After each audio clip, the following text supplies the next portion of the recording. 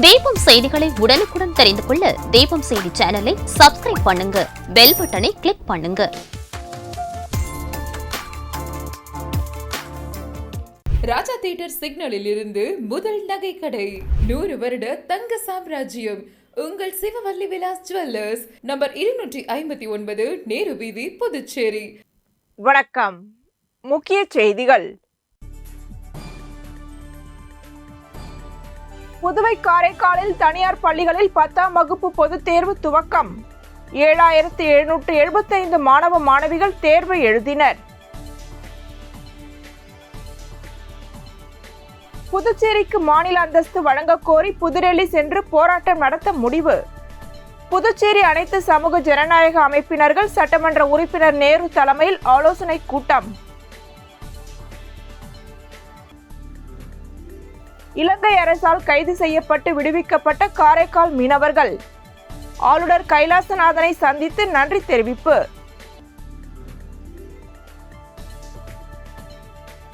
பெரியகடை காவல் நிலையத்தை அமைச்சரின் ஆதரவாளர்கள் முற்றுகையிட்டதால் பரபரப்பு. பொதுப்பணித்துறை அமைச்சர் லட்சுமி நாராயணனுக்கு எதிராக போஸ்டர் ஒட்டியவர்கள் மீது நடவடிக்கை எடுக்க வலியுறுத்தல். கண்டமங்கலம் டிரான்ஸ்பார்மரில் பழுது பார்க்கும் பணியில் ஈடுபட்ட தற்காலிக ஊழியர் எதிர்பாராத விதமாக மின்சாரம் தாக்கி படுகாயம். கூடிமுடக்கு ஆதி கைலாசநாதர் தியான திருக்குடிலில் தேய்பிறை பிரதோஷ வழிபாடு. திரளான பக்தர்கள் கலந்து கொண்டு சுவாமி தரிசனம். இனி விரிவான செய்திகள்.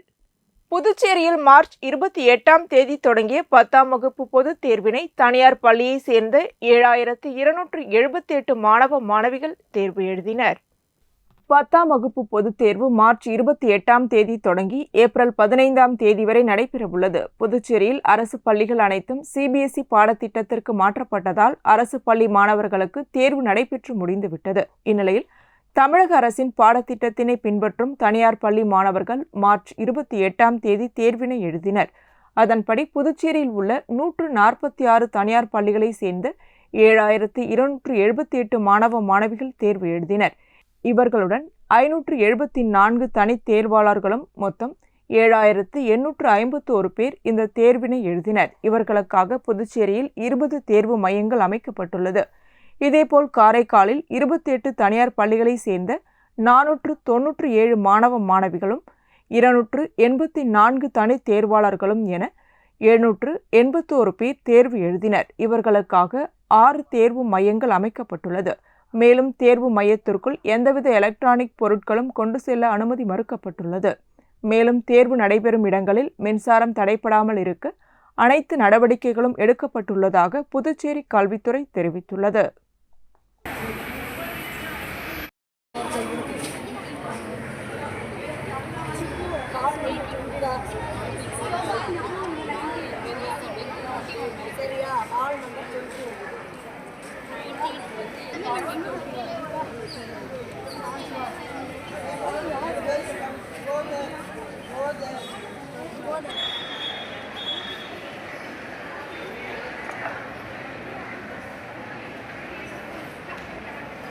புதுச்சேரிக்கு மாநில அந்தஸ்து வழங்க கோரி டெல்லி சென்று போராட்டம் நடத்த புதுச்சேரி அனைத்து சமூக ஜனநாயக அமைப்பினர்கள் சட்டமன்ற உறுப்பினர் நேரு தலைமையில் ஆலோசனை கூட்டம் நடத்தினர். புதுச்சேரிக்கு முழு மாநில அதிகாரம் பெற மாநில தகுதி வழங்க ஒன்றிய அரசை வலியுறுத்துவது குறித்து அனைத்து சமூக ஜனநாயக அமைப்புகள் இயக்கத்தினர் உருளையன்பேட்டையில் உள்ள திராவிட விடுதலைக் கழக அலுவலகத்தில் ஆலோசனை கூட்டம் நடைபெற்றது. தொகுதி சட்டமன்ற உறுப்பினரும் புதுச்சேரி மாநில மனிதநேய மக்கள் சேவை இயக்க நிறுவன தலைவருமான நேரு என்கின்ற குப்புசாமி தலைமை தாங்கினார். மக்கள் உரிமை கூட்டமைப்பு செயலாளர் சுகுமாரன், திவிக தலைவர் லோக ஐயப்பன், தமிழர் களம் அழகர், மாணவர்கள் கூட்டமைப்பு நிறுவனர் சுவாமிநாதன், தமிழக வாழ்வுரிமை கட்சி ஸ்ரீதர், புரட்சியாளர் அம்பேத்கர் தொண்டர்படை பாவாடை ராயன், தந்தை பெரியார் திராவிட கழகம் இளங்கோ, மக்கள் மன்றம் நாராயணசாமி, திராவிடர் விடுதலைக் கழக தலைவர் ஐயனார், இயற்கை கலாச்சார புரட்சி இயக்கம் பிராங்க்லின், காளிதாஸ், சம்சுதீன், HRCPS முருகானந்தம், பஷீர், நாராயணசாமி, குளங்கள் காப்போம் கார்த்திகேயன், தமிழ் மீனவர் விடுதலை வேங்கை பெருமாள், தலித் மக்கள் பாதுகாப்பு இயக்கம் பிரகாஷ், ராஜா, புதுவை தமிழ் எழுத்தாளர் கழகம் புதுவை தமிழ் நெஞ்சன், ஆம் ஆத்மி ஆலடி கணேசன், தன்னுரிமை கழகம் சடகோபன், மக்கள் வாழ்வுரிமை இயக்கம் ஜெகநாதன் ஆகியோர் கலந்து கொண்டனர். இதில் புதுச்சேரிக்கு மாநில அந்தஸ்து வழங்கக் கோரி அடுத்த மாதம் இறுதியில் டெல்லி சென்று ஆர்ப்பாட்டம் நடத்துவது என முடிவு செய்யப்பட்டது.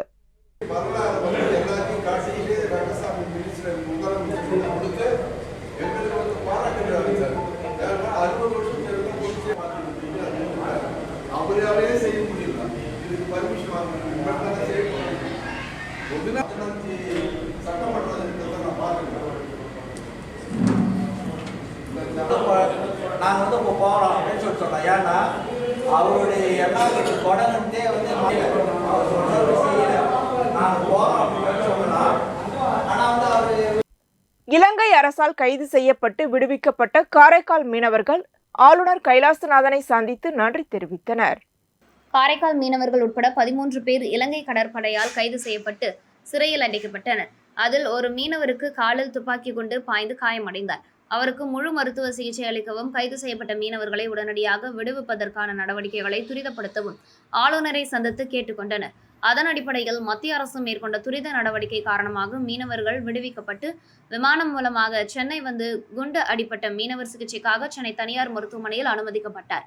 மற்றவர்கள் சொந்த ஊர் திரும்பினர். மீனவர்களை விடுவிக்க நடவடிக்கை எடுத்த ஆளுநர் கைலாஷ்நாதனை மீனவ பஞ்சாயத்து குழுவினர் நேரில் சந்தித்து நன்றி தெரிவித்தனர். அப்போது எல்லை தாண்டி மீன்பிடித்ததாக எழும் சிக்கலுக்கு நிரந்தர தீர்வு காண நடவடிக்கை எடுக்க வேண்டும் என மத்திய அரசை வலியுறுத்தியுள்ளதாகவும், காரைக்கால் மீனவர்கள் அந்தமான் மற்றும் லட்சத்தீவு பகுதிகளில் ஆழ்கடல் மீன்பிடிக்க தொலைநோக்கு செயல் திட்டம் உருவாக்கப்பட்டு வருவதாகவும் ஆளுநர் தெரிவித்தார். மேலும் மீனவர்களின் நீண்ட நாள் கனவு திட்டமான ஸ்மார்ட் மற்றும் ஒருங்கிணைந்த மீன்பிடி துறைமுகம் அமைக்க பிரதான் மந்திரி மத்ஸ்ய சம்பதா யோஜனா திட்டத்தின் கீழ் ரூபாய் 130 கோடி நிதி ஒதுக்கப்பட்டுள்ளது. விரைவில் திட்டம் காரைக்கால் மீனவ மக்களுக்கு அர்ப்பணிக்கப்படும் என்றார். புதுச்சேரியில் மாநில அந்தஸ்திற்காக பலமுறை சட்டமன்ற தீர்மானம் நிறைவேற்றி பல அரசுகள் அமைந்திருந்தாலும் இன்று வரை மத்திய அரசு மாநில தகுதி வழங்காமல் இருப்பது வருந்தத்தக்கது என சட்டமன்ற உறுப்பினர் நேரு சட்டசபையில் கூறியுள்ளார். யூனியன் பிரதேசமான புதுச்சேரி மத்திய அரசின் நேரடி கட்டுப்பாட்டில் உள்ளது. இதனால் ஒவ்வொரு முக்கிய முடிவுகளையும் மத்திய அரசின் ஒப்புதலின் பெயரிலேயே எடுக்க வேண்டியுள்ளது. புதுவை பட்ஜெட் கூட மத்திய அரசு ஒப்புதல் அளித்த பின்னரே சட்டசபையில் தாக்கல் செய்ய முடியும். அமைச்சரவையின் முடிவை ஆளுநர் நிராகரித்து வேறு முடிவுகளை எடுக்கலாம். அமைச்சரவைக்கு உரிய அதிகாரம் இல்லாததால் அமைச்சர்கள் அனுப்பும் கோப்புகளுக்கு அரசு அதிகாரிகள் உடனடியாக ஒப்புதல் வழங்காத நிலையும் உள்ளது. எனவே புதுவைக்கு மாநில அந்தஸ்து வழங்க வேண்டும் என்ற கோரிக்கை தொடர்ந்து வலியுறுத்தப்பட்டு வருகிறது. இத்தகைய சூழ்நிலையில் புதுவை பட்ஜெட் கூட்டத்தொடரின் இறுதி நாளான மார்ச் 27ஆம் தேதி சுயேட்சை சட்டமன்ற உறுப்பினர் பூஜ்ய நேரத்தில் பேசுகையில், புதுச்சேரியில் சுதந்திரம் அடைந்து இன்று வரை மாநில அந்தஸ்திற்காக பலமுறை சட்டமன்ற தீர்மானம் நிறைவேற்றி பல அரசுகள் அமைத்திருந்தாலும் இன்று வரை மத்திய அரசு எந்த ஒரு நிலையான நிலைப்பாட்டை அறிவித்து நமக்கு இந்த மாநில தகுதியை வழங்காமல் இருப்பது வருந்தத்தக்கது என சட்டமன்ற உறுப்பினர் நேரு கூறியுள்ளார். மேலும் இதுகுறித்து தொடர்ந்து அவர் கூறுகையில், மாநில அந்தஸ்துக்காக பல முறை சட்டமன்றத்தில் தீர்மானம் நிறைவேற்றி பல அரசுகள் அமைத்திருந்தாலும் இன்று வரை நமக்கு மத்திய அரசு எந்த ஒரு நிலையான நிலைப்பாட்டை அறிவித்து நம்மளுக்கு இந்த மாநில தகுதியை வழங்காமல் இருப்பது வருந்தத்தக்கது. அதை மீண்டும் மீண்டும் நாம் வலியுறுத்தி பெற வேண்டும். இன்னைக்கு விஷன் 47 அப்படின்ற ஒரு, அதாவது இந்தியா சுதந்திரம் அடைஞ்சு 100 ஆண்டுகள்ல நம்ம இந்தியா எப்படி இருக்கணும், இந்தியாவில் இருக்கிற பகுதிகள்லாம் ஒவ்வொரு மாநிலமோ ஒவ்வொரு தலைநகரம் அல்ல அந்தந்த பிராந்தியங்களும் எப்படி இருக்கணும்ன்றது ஒரு தொலைநோக்கு பார்வை திட்டம் இருக்குதான்.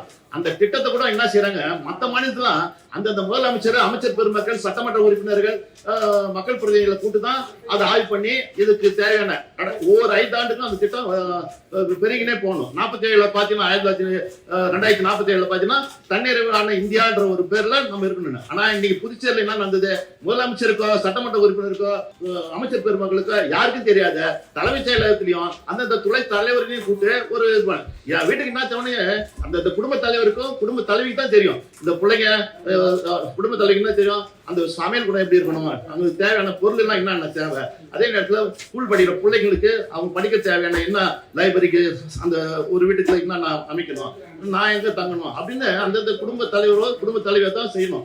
அதை விட்டுட்டு அதிகாரிகளே கூட வச்சுக்கின்னு அவங்களே யாருக்கு என்ன தெரியும், இந்த ஊர்ல அந்த ஊர்ல என்ன நடக்குது எனக்கு தான் தெரியும். அப்ப என்னக்கே தெரியாத ஒரு தீர்மானத்தை அவங்களே போட்டு நடத்தி விடுறாங்க. இப்படியேப்பட்ட நிலைமை தான் நம்ம இருக்குது.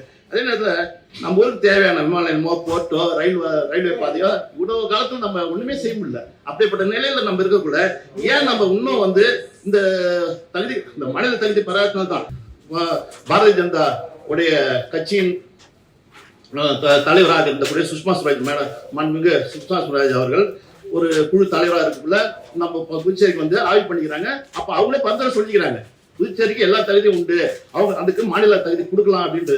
அவங்களுடைய இதை கூட நம்ம வந்து பரிசீலனை பண்ணி எடுத்துக்க சொல்லி மனு பாதை பெற முடியும். நம்ம உள்துறை அமைச்சரையும் சந்திச்சு நம்ம வந்து சுதந்திரம், அதாவது மாநில தகுதியை பெற்றே ஆகணும். அதனால நம்ம இந்த தீர்மானத்தை தனிநபர் தீர்மானம் எடுத்துக்காத, சட்டமன்ற உறுப்பினர் சொன்ன மாதிரி நம்ம அரசு தீர்மானம் ஏற்றி நிறைவேற்றி அதை வந்து நம்ம அனைத்து கட்சி கூட்டத்தையும் கூட்டி ஆலோசனை செஞ்சு எல்லாரையும், அதாவது சட்டமன்ற உறுப்பினரும் சரி அனைத்து கட்சி தலைவரையும் நம்ம டெல்லிக்கு அழுத்தம் கொடுத்து இந்த மாநிலத்துக்கு சுதந்திரம், அதாவது சுதந்திரன்றதோட இந்த மாநில அந்தஸ்து தகுதியை பெற்றே வேணும். அப்பதான் நம்மளுக்கு முழுமையான சுதந்திரம் கிடைச்சதுன்ற எண்ணம் நம்மளுக்கு வரும்ன்றத இதன் வாயிலாக தெரிவிக்கும். நன்றி, வணக்கம். பிரான்சில் நடைபெற இருக்கும் 12வது உலக தமிழ் ஆராய்ச்சி மாநாட்டிற்கான அழைப்பிதழை நிர்வாகிகள் அமைச்சர் திருமுருகன், முன்னாள் சபாநாயகர் சிவக்கொழுந்துவை சந்தித்து வழங்கினர்.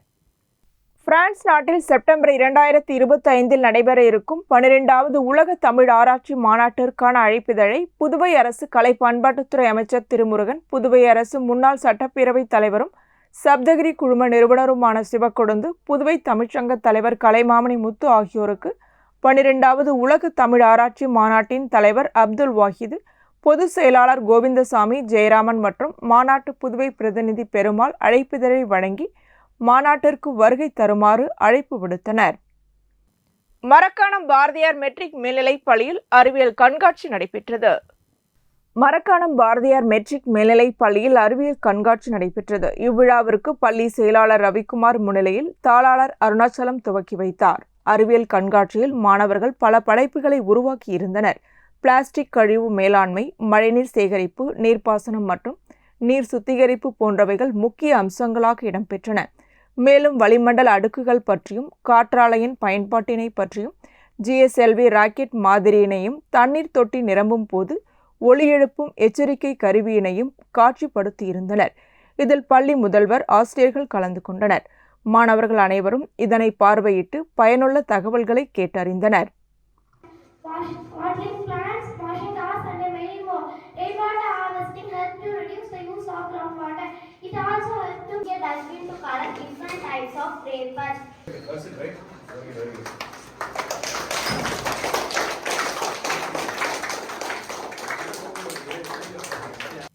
புதுச்சேரி சிறு குறு தொழில் முனைவோர் சங்கம் மற்றும் VRS GST அகாடமி இணைந்து நடத்திய GST குறித்த விழிப்புணர்வு கூட்டம் புதுவை தமிழ்ச்சங்கத்தில் நடைபெற்றது.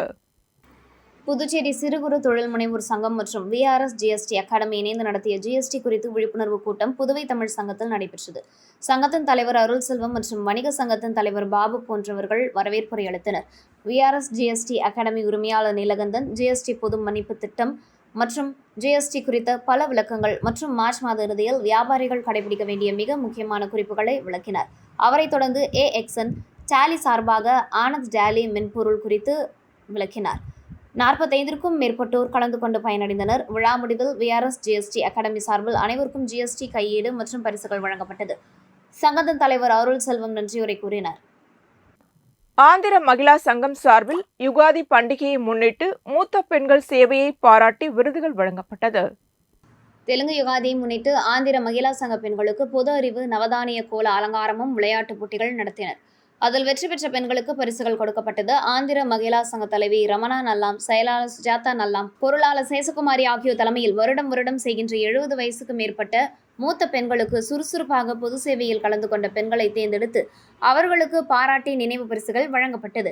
இந்த வருடம் புனிதா ஜனாதனனுக்கு வழங்கப்பட்டது. சிங்காரவேலு ட்ரஸ்ட் நடத்தும் வயதான வீடற்ற பெண்கள் காப்பகம், விஜயா ஹோம் பெண்களுக்கு அரிசி, பருப்பு, எண்ணெய் உள்ளிட்ட மளிகை பொருட்கள் மற்றும் உணவுப் பொருட்கள் வழங்கினர்.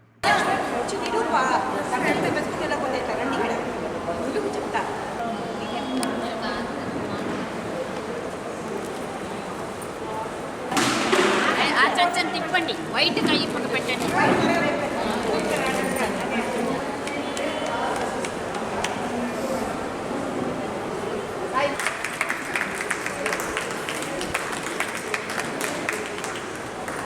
புதுச்சேரியில் பொதுப்பணித்துறை அமைச்சர் லட்சுமி நாராயணனுக்கு எதிராக போஸ்டர் ஒட்டியவர்கள் மீது நடவடிக்கை எடுக்க வலியுறுத்தி பெரியகடை காவல் நிலையத்தை அமைச்சரின் ஆதரவாளர்கள் முற்றுகையிட்டதால் பரபரப்பு நிலவியது. புதுச்சேரி அரசு பொதுப்பணித்துறையில் பணிபுரிந்த தலைமை பொறியாளர் தீனதயாளன் பொதுப்பணித்துறையில் ஒதுக்கீடு செய்யப்பட்ட பணிகளுக்கு லஞ்சம் பெற்றதாக கடந்த சில தினங்களுக்கு முன்பு காரைக்காலில் சிபிஐ அதிகாரிகளால் கைது செய்யப்பட்டார். தலைமை பொறியாளர் கைது செய்யப்பட்ட வழக்கில் பொதுப்பணித்துறை அமைச்சர் லட்சுமி நாராயணனுக்கும் சம்பந்தம் இருப்பதாக கூறி காங்கிரஸ் கட்சியினர் போராட்டங்களை நடத்தினர். இந்த நிலையில் பல்வேறு சமூக நல அமைப்பினர் புதுச்சேரி முழுவதும் அமைச்சருக்கு எதிராக போஸ்டர் ஒட்டியுள்ளனர். அந்த போஸ்டரில் ஊழல் பெருச்சாளி அமைச்சர் லட்சுமி நாராயணன், பதவி விலகு, அமைச்சரை கைது செய் என்ற வாசகங்களுடன் மாநிலம் முழுவதும் போஸ்டர் ஒட்டப்பட்டுள்ளது. இதனை அறிந்த அவரது ஆதரவாளர்கள் இன்று போஸ்டர் ஒட்டியுள்ளதற்கு எதிர்ப்பு தெரிவித்து பெரியகடை காவல் நிலையத்தை முற்றுகையிட்டனர். தொடர்ந்து அமைச்சர் மீது அவதூறு பரப்பி போஸ்டர்கள் ஒட்டியவர்கள் மீது கடுமையான நடவடிக்கை எடுக்க வேண்டும், ஒட்டப்பட்டுள்ள போஸ்டர்களை அகற்ற வேண்டும் என வலியுறுத்திய கண்டன கோஷங்களை எழுப்பினார்கள். இதனை அடுத்து போராட்டத்தில் ஈடுபட்டவர்கள் வீதிகளில் ஒட்டப்பட்டிருந்த போஸ்டர்களை கிழித்து எறிந்ததால் பரபரப்பு நிலவியது.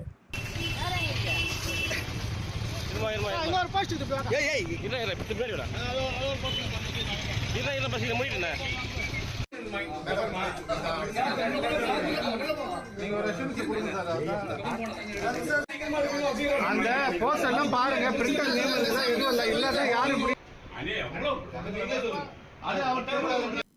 கண்டமங்கலம் டிரான்ஸ்பார்மரில் பழுது பராமரிப்பு பணியில் ஈடுபட்ட தற்காலிக ஊழியர் எதிர்பாராத விதமாக மின்சாரம் தாக்கி படுகாயமடைந்தார்.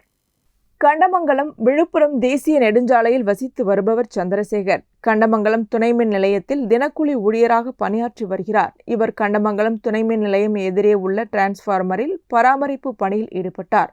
அப்பொழுது எதிர்பாராத விதமாக மின்சாரம் தாக்கியதில் மேலிருந்து அதே டிரான்ஸ்பார்மர் மீது விழுந்துள்ளார். இதில் மீண்டும் மின்சாரம் தாக்கி உடல் கருகிய நிலையில் கிடந்தார். இதனை அவ்வழியாக சென்ற பொதுமக்கள் பார்த்து அதிர்ச்சியடைந்து கூச்சலிட துவங்கினர். உடனடியாக தகவல் அறிந்து விரைந்து வந்த சக மின்துறை ஊழியர்கள் மின்சாரத்தை துண்டித்து உடல் கருகி படுகாயமடைந்த சந்திரசேகரை மீட்டு அருகில் உள்ள தனியார் மருத்துவக் கல்லூரி மருத்துவமனையில் சேர்த்தனர். பின்னர் மேல் சிகிச்சைக்காக கடலூரில் உள்ள தனியார் மருத்துவமனைக்கு கொண்டு செல்லப்பட்டுள்ளார். அங்கு அவருக்கு தீவிர சிகிச்சை அளிக்கப்பட்டு வருகிறது. கூனிமுடக்கு ஆதி கைலாசநாதர் தியான திருக்குடிலில் தேய்பிறை பிரதோஷ வழிபாடு நடைபெற்றது. புதுச்சேரி கூனிமுடுக்கிலிருந்து காட்டேரிக்குப்பம் செல்லும் பாதையில் தமிழக பகுதியான வழுதாவூர் ஆதி கைலாசநாதர் தியான திருக்குடிலில் தேய்பிறை பிரதோஷ வழிபாடு நடைபெற்றது. முன்னதாக சுவாமிக்கு பால், தயிர், இளநீர், சந்தனம், விபூதி, பஞ்சாமிர்தம், பன்னீர் உள்ளிட்ட பல்வேறு திரவியங்களால் அபிஷேகம் செய்யப்பட்டது. தொடர்ந்து உலக நன்மை வேண்டி நடைபெற்ற கூட்டு வழிபாட்டில் பக்தர்கள் கலந்து கொண்டனர். இதனைத் தொடர்ந்து சுவாமிக்கு பூஜைகள் செய்யப்பட்டு மகா தீபாராதனை காண்பிக்கப்பட்டது. இதனைத் தொடர்ந்து சிவலிங்கம் சுவாமிக்கு எதிரில் நந்திக்கு பதிலாக அமைந்துள்ள பீடத்தில் பக்தர்கள் அமர்ந்து தியானம் மேற்கொண்டு இறையருளை பெற்றனர். தொடர்ந்து விழாவில் கலந்து கொண்ட பொதுமக்கள் அனைவருக்கும் அன்னதானம் வழங்கப்பட்டது. நிகழ்ச்சிக்கான ஏற்பாட்டினை ஆதி கைலாசநாதர் தியான திருக்குடலில் நிர்வாகிகள் குழுவினர் செய்திருந்தனர்.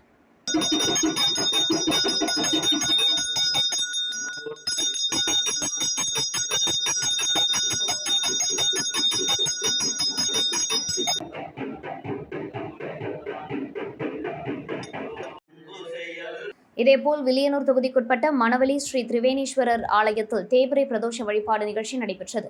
முன்னதாக சுவாமிக்கு பால், தயிர், இளநீர், சந்தனம், விபூதி, பஞ்சாமிர்தம், பன்னீர், பழங்கள், அபிஷேகத்தூள் உள்ளிட்ட பல்வேறு வாசனை திரவியங்களால் அபிஷேகம் செய்யப்பட்டது. இதனைத் தொடர்ந்து சுவாமிக்கு பூஜைகள் செய்யப்பட்டு மகா தீபாராதனை காண்பிக்கப்பட்டது.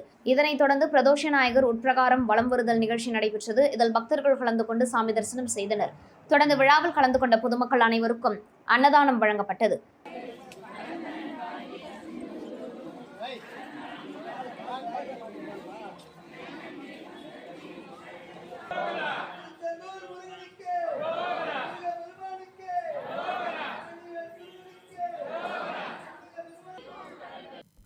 இசைப்பூக்கள் வாட்ஸ்அப் குழு நடத்தும் தமிழ் புத்தாண்டு கொண்டாட்டத்தை முன்னிட்டு ஆலோசனை கூட்டம் மணவெளி பகுதியில் நடைபெற்றது.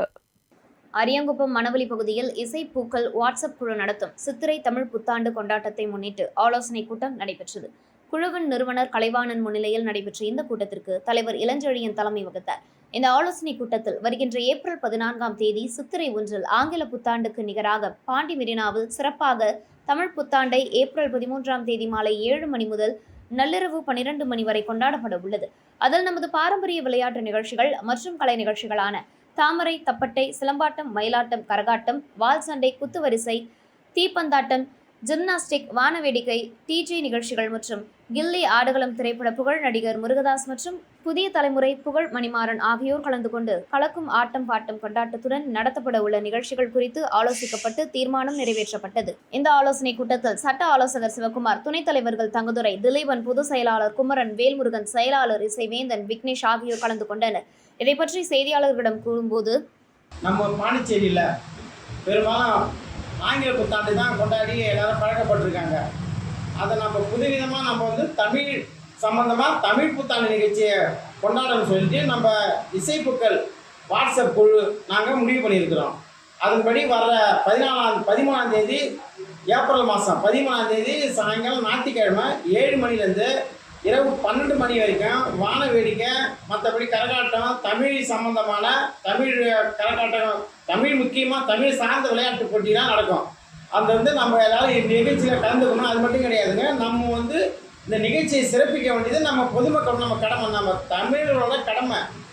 இன்னொன்று பார்த்தீங்கன்னாக்கா, நம்ம பாண்டிச்சேரியில் எல்லாருமே எல்லா ஹோட்டலையும் நடத்துகிறாங்க ஆங்கில புத்தாண்டு. ஆனால் நம்ம தமிழ் புத்தாண்டை யாருமே ஊக்கப்படுத்துறது கிடையாது, அதுக்கான ஒரு முக்கியத்துவம் கொடுத்து கிடையாது. ஏதோ லீவ் விடுறாங்க, அன்றைக்கி நம்ம வீடுகளில் படித்து சந்தோஷமாக இருப்போம், அது ஒன்று தான். ஆனால் நிகழ்ச்சி நம்ம புத்தாண்டு வருதுன்ற ஒரு ஆரோக்கியம் யாருக்குமே கிடையாது. அந்த ஆரோக்கியத்தை நம்ம ஏற்படுத்தணும். ஒரு காலத்தில் பாண்டிச்சேரியிலையும் தமிழ்நாட்டிலையும் மற்ற இடத்துலையும் உள்ள மலேசியாவில் எல்லா இடத்துலையுமே நம்ம தமிழ் வளரணும், தமிழுடைய பாதுகாப்பு வேணும், தமிழுக்கான ஒரு தமிழ் மாதத்தை குறிப்பிடணும் என்ற ஒரு எண்ணத்தில் நாங்கள் தமிழ் புத்தாண்டு நிகழ்ச்சியை நடத்தலாம். அதுக்காக எங்களுடைய ஆதரவு எல்லாமே எனக்கு கொடுத்து உதவுங்க.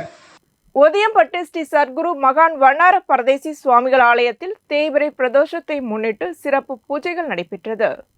புதுச்சேரி வில்லியனூர் அடுத்த ஒதியம்பட்டு ஸ்ரீ சத்குரு மகான் வண்ணார பரதேசி சுவாமிகள் சித்தர் ஆலயத்தில் தேய்பிறை பிரதோஷத்தை முன்னிட்டு மகானுக்கு சிறப்பு அபிஷேகங்கள் மற்றும் சிறப்பு அலங்காரத்தில் தீபாராதனைகளும் நடைபெற்றது. இதில் மகானுக்கு பால், தயிர், இளநீர், சந்தனம், விபூதி, பன்னீர், பழங்கள், பஞ்சாமிர்தம், தேன், அபிஷேகத்தூள் உள்ளிட்ட பல்வேறு திரவியங்களால் அபிஷேகம் செய்யப்பட்டது. இதனைத் தொடர்ந்து மகானுக்கு கலச நீர் அபிஷேகம் செய்யப்பட்டு மகா தீபாராதனை காண்பிக்கப்பட்டது. இதில் சுற்று வட்டாரத்தை சேர்ந்த பக்தர்கள் கலந்து கொண்டு சுவாமி தரிசனம் செய்தனர். மேலும் பூஜையில் கலந்து கொண்ட பக்தர்கள் அனைவருக்கும் அன்னதானம் வழங்கப்பட்டது. இந்நிகழ்ச்சிக்கான ஏற்பாடுகளை ஆலய நிர்வாக அதிகாரி பர்குணன், ஆலய அர்ச்சகர் முத்து, உபயதாரர், முருங்கப்பாக்கத்தை சேர்ந்த சந்திரசேகரன் குடும்பத்தினர் செய்திருந்தனர்.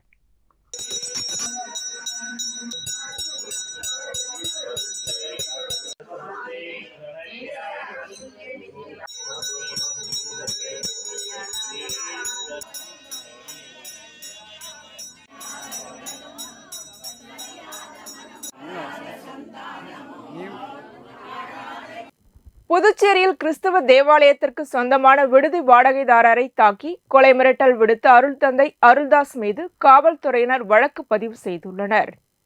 புதுச்சேரி லப்போர்த் வீதியில் உள்ள PMSSற்கு சொந்தமான விடுதியை ஒப்பந்த அடிப்படையில் வாடகைக்கு எடுத்து ஸ்டீஃபன் ராஜ் என்பவர் கடந்த 5 ஆண்டுகளுக்கு மேலாக நடத்தி வருகிறார். அந்த தனியார் விடுதி PMSS இயக்குநராக அருட்தந்தை அருள்தாஸ் உள்ளார். இந்த விடுதி தொடர்பாக 2 பேருக்கும் இடையே நீண்ட நாட்களாக வாடகை ஒப்பந்தத்தை புதுப்பித்தல் சம்பந்தமாக பிரச்சனை இருந்ததாக கூறப்படுகிறது. இந்நிலையில் கடந்த 18ஆம் தேதி அருட்தந்தை அருள்தாஸ் விடுதிக்குள் புகுந்து ஸ்டீஃபன் ராஜை தாக்கி கொலை மிரட்டல் விடுத்துள்ளார். இது அங்கிருந்த CCTVயில் பதிவாகி இருந்தது.